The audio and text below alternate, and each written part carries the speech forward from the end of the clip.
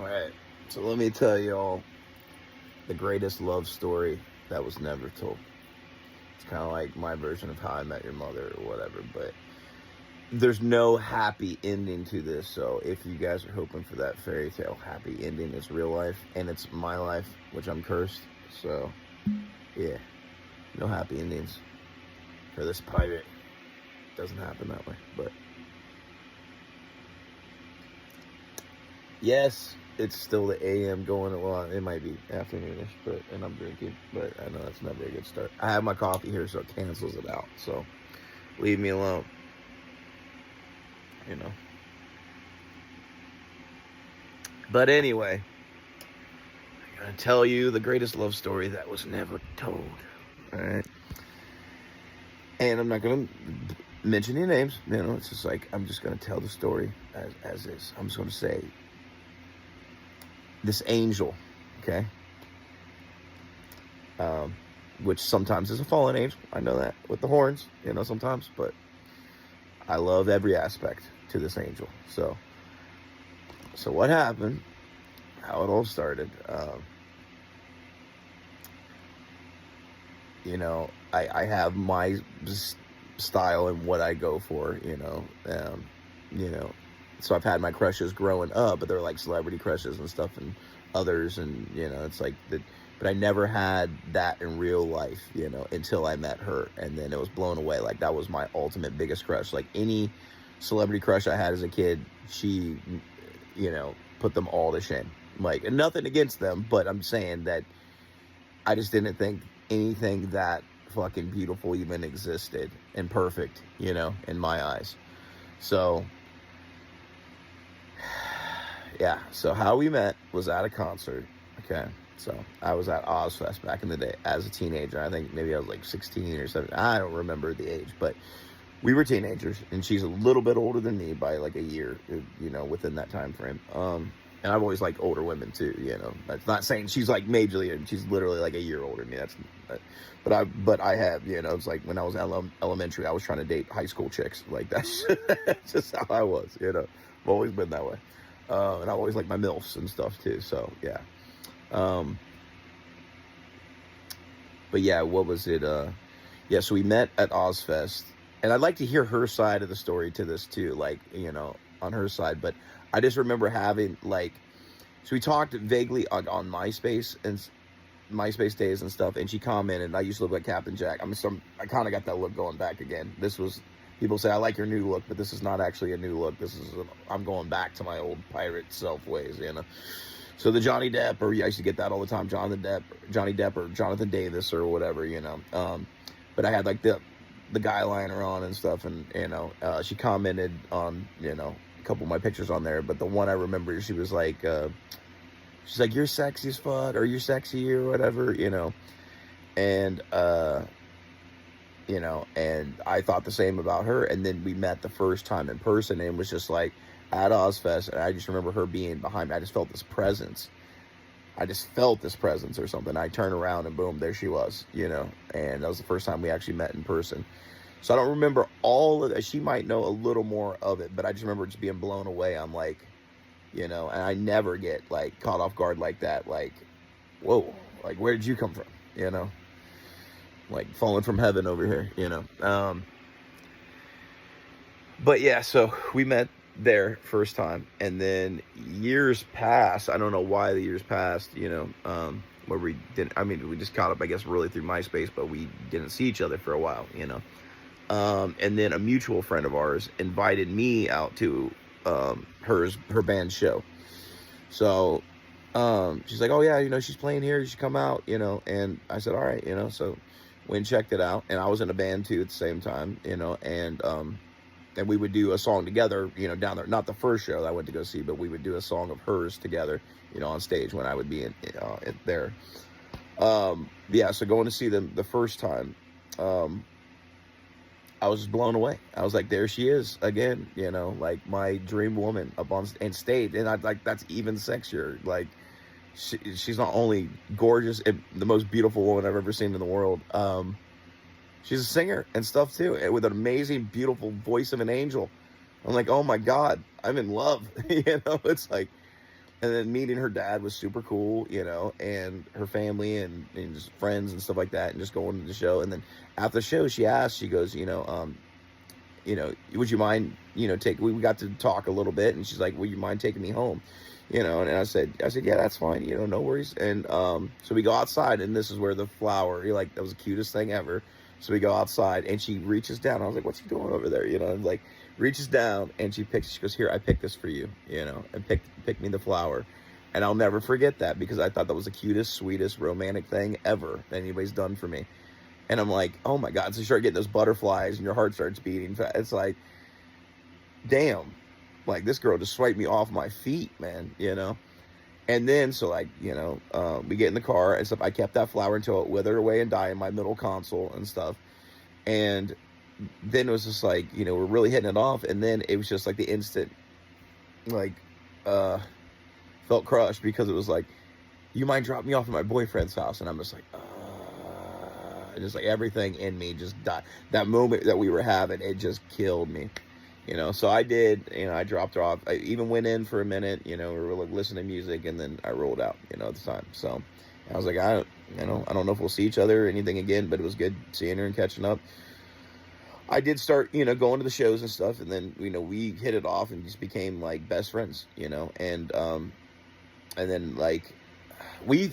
then everybody always wondered, because we had so much of that chemistry. They're like, it's like, why don't you guys date? You guys are like the same person in different, and some say like opposites attract and stuff like that. And I think we got so close. It's like we were always there for each other, like ride or die through it all, and we never want to lose that friendship, because that was so important to us. It's like we don't ever want to lose this, and which stood the test of time, because even after we went around, we are still friends, to this day. So that didn't even break us, so we are eternal,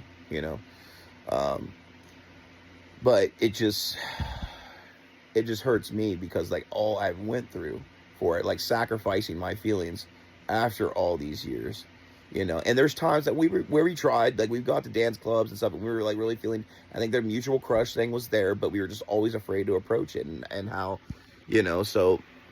And she always had other guys, I had other girls and stuff like that. But like the times were in between those times, like we got to dance club and stuff, it dawned on me. It's just like, because like she was like, all right, I'm gonna go use the restroom real quick, I'll be back. I'd sit down, and then a girl would like compliment on my Misfit shirt, come sit down right beside me, and then she'd come out of the bathroom thinking like, oh, like what the fuck, type thing.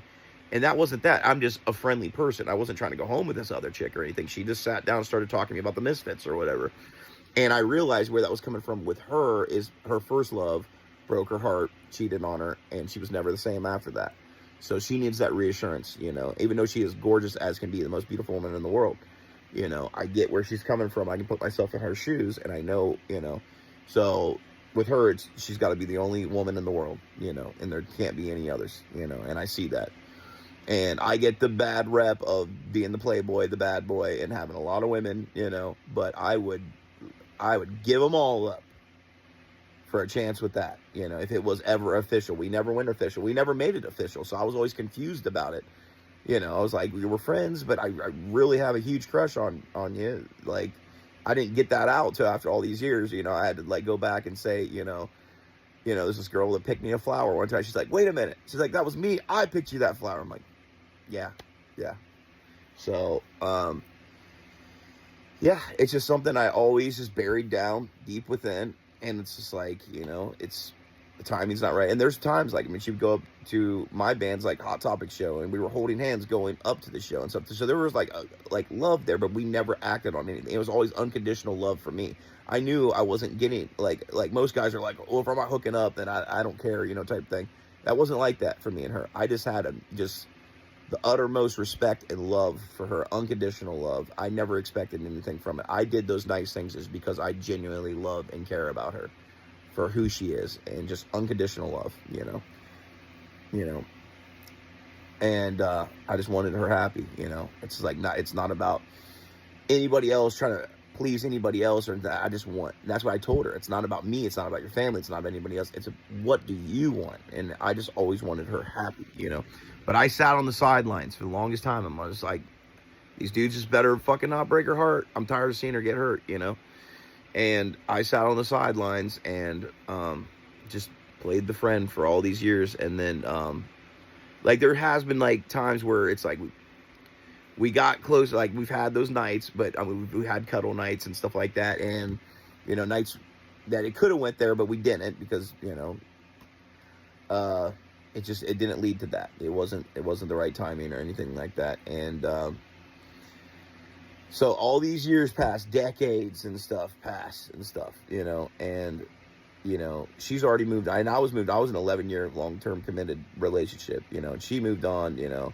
I introduced her to a friend when I was moving to California, and I didn't want to see my friends alone. But little did I know that he would be the biggest douchebag ever in a relationship and lock my friend down, not let her live her life anymore, not let her have friends, not let her have girlfriend, like guy friends, girlfriends, job, not let her leave. You know, she's confined and locked away like a caged like animal. You know, it's like she can't do anything. You know, she has no freedom. And it's, you know, it's really sad to see, but I can't intervene anymore. I mean, there's so many times I was like, oh, I just want to beat this motherfucker's ass. And she's like, no, please don't. Out of respect for her, I have it, you know, but I'm just really tired of seeing her get hurt and stuff, you know, because I love her deeply.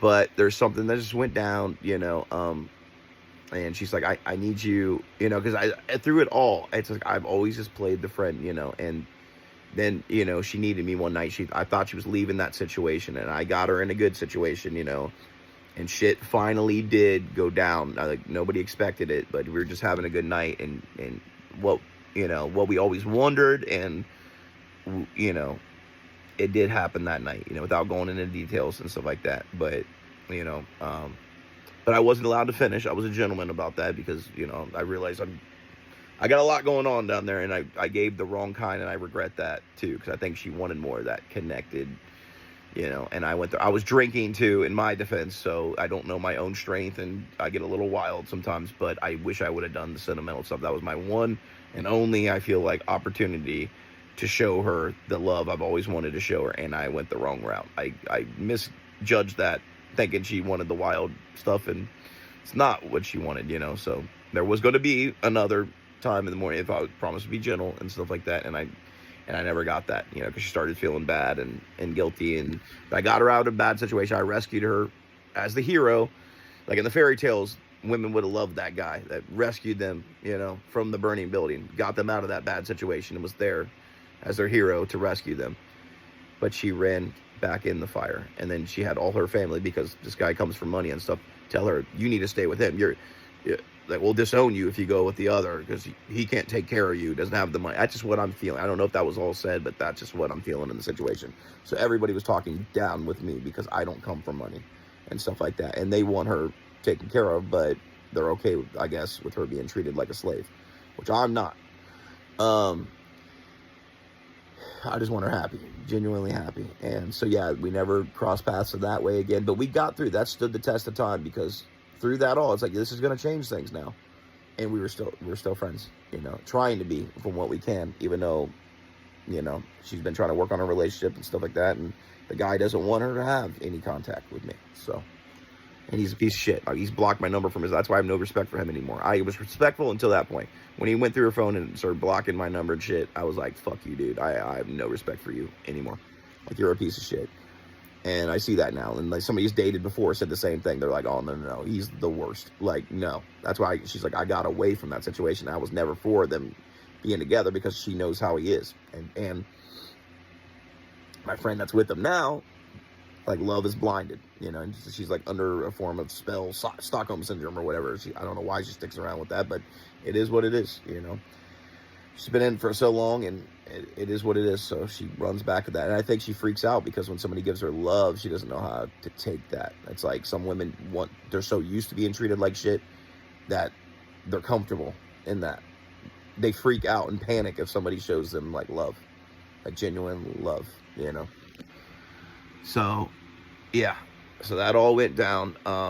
Things got worse, because then he ended up locking her up when, you know, shit hit the fan, and, you know, she needed me that night too, and I fell asleep there. I felt so bad. Felt like the worst ever. And because my ex was hitting me up, blowing me up, and I had my phone on vibrate, and I was like, I can't deal with her shit.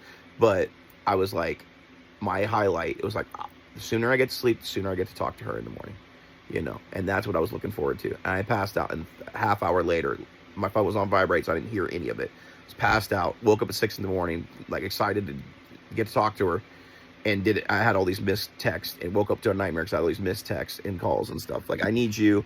Like, shit hit the fan. He called the cops. Like, all right, I guess you're busy, so, I'll contact my brother or whatever, And then I got the text of, I told him I love you and you know me more. And I was like, oh shit got real. Shit hit the fan. I had no idea. So I was panicking. I was in panic mode. I was like, I gotta find where she's at. Like, and I didn't want to disrespect or anything, but I had to even go to see her brother to find out where she was. And she's like, yeah, no, she's locked up. Like, she threw a candle. They got into it. She threw a candle and she's locked up right now. And then I went in even more panic mode. I was like, I got to go see her, and I even tried to cheer her up. I drew a heart with her initial in it. Like, I did it like a jailhouse tattoo, because I know our sense of humor is the same. We're the same person, different bodies. And I did a heart with her initial in it and just cheer her up and be like, look, I got a jailhouse tat for you, just to, show you my support and love. I was going to show her that, talking to her, but I didn't even get a chance to. So I was the one there waiting for her. I was her one visitor that went to go and visit, and I wasn't even allowed to see her, either because she thought it was him and didn't want to see, or the guards fucked with her in there, not letting it just say, oh, somebody was in here, but they already left or something. And I was there waiting. I was there trying to do everything right, and, didn't get to see her. But told her that after, and we only got to kick it one last time after, she was locked up and everything. And I even talked to my sister about that and her friend, and they were giving me advice. They're like, oh, no, you've been there for her, like, ride or die. She's going to realize that. There's no way in hell that they're going to work out, and she's going to go back to that guy. Like, there's no way. Like, she's going to realize who was there for her, who was ride or die. And I think you guys are going to end up together and stuff like that. They were giving me, like, this advice. They were trying to, help me out. I give them the credit for that, but they got my hopes up at the same time, and that's not how things went down. So, in the movies, like the love story, yeah, it would happen that way. But this is not a movie, and this is not a love story. So women only want that stuff in the fairy tales, in the stories, in the romantic rom-coms or romance movies. If it's like The Notebook or whatever. If it's in real life, girls don't see it the same. They want to read it in literature. They want to see it in a movie. They don't want to see it when it's right in front of them. They don't see it. They're blind to it. You give them that kind of love. So that's what happened, unfortunately. So there's no happy ending into this story. We still remain friends, but that's where the story ends, I guess, now. Like, we'll just be friends, It's like, so, yeah, that is, I tried to boil it down all the years. I mean, that's many years into it and stuff, and there's more behind it, but I don't want to tell, like, the full story. There's, just romantic details and, just our bond, with music and stuff, and just everything like that. That night was amazing. It was the greatest night of my life, and just where we could watch movies together, and we were singing songs. She's like, sing with me, and I found out she's likes even more the same music that I like and stuff. We just had a special connection and bond. And like they say, when the mind falls, I thought I'd been with so many women that I knew there was everything out there to offer. I was like, you're not going to show me anything different, to everybody. I thought I knew everything out there. Like, I've had it all. I was wrong with her, because when they say when the mind falls, it's temporary. I've had that. They say when the heart falls, it's for a lifetime. I've had that. But they say when the soul falls, that's eternal. And apparently I never had that soul connection before her, because that kiss was out of this world, and it's just, there was some kind of connection there that was like nothing else I've ever like had before. And yeah, I think it scared us both in a way, because neither one of us expected that, and because we didn't try to like fall and stuff like that. And I fell more. She didn't. She has that love there, but she, like she said, like, I'm not in love. I was like, well, how long did it take you to fall in love with the guy you're with? It's like, and shit. And there's like, and she basically said, she put it, she's like, you're the Jax Teller, you're the bad boy Rick Rocker, that type that, she lusts for. And once, it's like, and I've heard that from a lot of women, but I come off intimidating and stuff. But she settles and plays it safe with the guy she settles for, So, yeah, that's the truth. So I'm actually trying to change myself, because in this day's society, the manly, masculine thing, I'm way too manly and masculine you know, for this day and age and world. Like, they don't want bad boy fucking rebels and stuff anymore. So I'm being open-minded with it. So I was like, what I'm doing is not working. So like my friend Spades has been helping me out, like kind of flamboyant me a bit, because this day and age, like the feminist movement, it's just like, you know, you gotta neuter men, they're terrible, they're bad, awful guys, and cut their fucking shit off, you know. It's like, you know, and they want more fit, like women relate with more of feminine, you know, the guys who are touchable. I mean, Villavallo, from him, he opened my doors up, and a guy that's in touch with his feminine side, you know, gets more women, like, no doubt about it. You know, call it flamboyant or whatever you want. Like, Villavallo taught me that. It changed my whole aspect, and I got tons of women, you know. And thank you, Villavallo, because he taught me a lot of that, because I didn't really understand it, because how I grew up with a roughneck father and stuff like that. I didn't learn into that romantic stuff, you know, but it was like watching Johnny Depp movies and Villavallo and stuff like that taught me how to really get in touch with women, you know. And I was a ladies' man for the longest time, and then I got settled down in an 11-year relationship, and that changes you. I don't want to be that guy anymore. People tell me like, you're like more like a female now, because I will turn down hookups and stuff, because I'm not going out there to hook up or fuck the fuck. It's not me. I want a connection. At my age, I want a connection with somebody. I don't want to go out there just hook up anymore. So I could be hooking, but I haven't. And literally since the last time that we did was in that month, you know. And then my ex tried to come up, and that was just a nightmare, you know. She hasn't been upset, so I lost both. And then I was to choose with my ex, and I can't even get back with my ex, period, either, because that was a lot. That was final dagger. It was just like, yeah, you guys hooked up, choose me or her, and I stayed for her, my best friend, and yeah. So, yeah, she's like, well, you made your decision, you know, enjoy it. And she didn't even choose you. That's what she does. It rubs in my face. Like, you chose her over me. She's like, you reap what you sow. And she ran back to that, to the asshole, you know. So, but it is what it is. That's her life choice. And I'm not going to, you know, get her down for that. She's already going through enough. So, you know, I just wish her the best with it. But now I'm the lonely guy, you know, and I probably will be for the rest of my life. And I'm so traumatized now by everything I've gone through in this past year, getting catfished at the beginning of the year, my biggest crush, and then feeling like, oh, I didn't mean anything, I guess. You know, I wasn't worth, you know, experimenting more and stuff with each other and getting, you know, it's like I scared her away or something, you know, and yeah, it sucks, man. And then I tried long distance relationships and stuff, and then I was told, you know, I got to choose between her and my band on one of them, and then the other one supported the band, but I just, like, I couldn't be there for it, and, you know, couldn't take her out on dates and stuff like that. It's like, it's not fair to me, it's not fair to her, you know. It's like, I can't do this long distance stuff anymore. So called that one off too. Now she blocked me. She's like, I'll always be there for you. Now she blocked me because she sees that I'm still, like, the love with my biggest crush, you know. So lost that one too. And it's like, I don't know, man. I'm just traumatized at this point, and I don't know. I'm afraid, like, any woman wants to get close, I'm just like, stay the fuck away from my heart.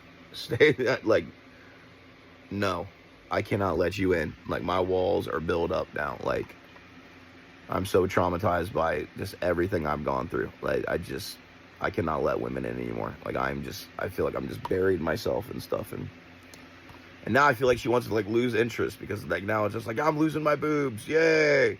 And I'm over here like, no, you know. But it's not up to me, you know. As long as it makes who she's with happy, I guess that's all that matters. But I think it's all that matters is what makes her happy, you know. So I don't matter. I realize that I'm just a friend. That's it. That's all I'll ever be. But yeah, that is the greatest love story.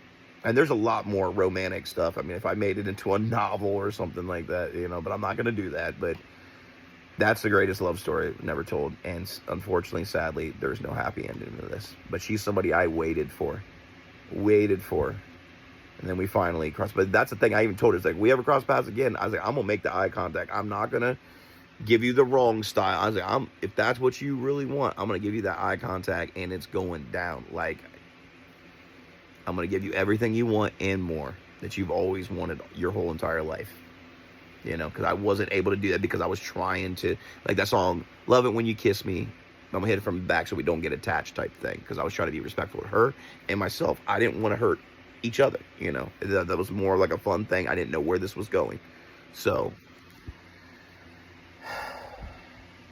you know, but if she would have been like, yeah, you're the one I want and stuff like that, then I would have gave her everything, you know, anything she needed or wanted.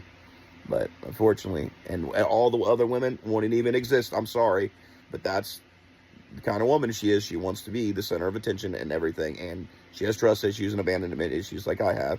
But I'm sorry, I would have to cut everybody else off. Like, oh, it'd be all about her. It'd be all about her, you know. But unfortunately, I'm never going to have that chance or opportunity. I had that one time, you know. It's like, one time, don't miss your chance. The opportunity becomes once in a lifetime. The Eminem song, 8 Mile, you know, whatever, and lose yourself or whatever. And I did, and I guess I blew it because I did, you know, I did more of the rough stuff, the 50 Cent, you know, I ain't into making love, so come give me a hug, you looking to get rough type thing, you know. And I did it wrongly, you know. I screwed up there because it wasn't the kind that, and she needed that love, you know. She needed the sentimental, sweet, loving, and I think she's the one, because my first love broke me with that too, where I feel like I have trouble like wanting to make love, because I'm afraid to get that. That shit scares me, the love stuff, you know. But I feel like she's the one that could have broke the curse on that, where it's like I would have felt like fallen harder than I've ever fallen for anybody with that. But it is a scary thing. But I would have fallen to the pits of hell. It's like some Dante's Inferno, and when he rescues Beatrice and stuff from hell for her.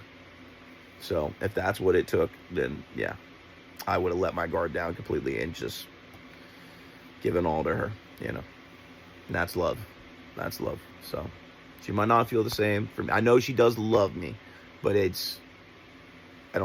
unless she hides it, you know, that we do feel the same, but she can't or can't act on it. I don't know.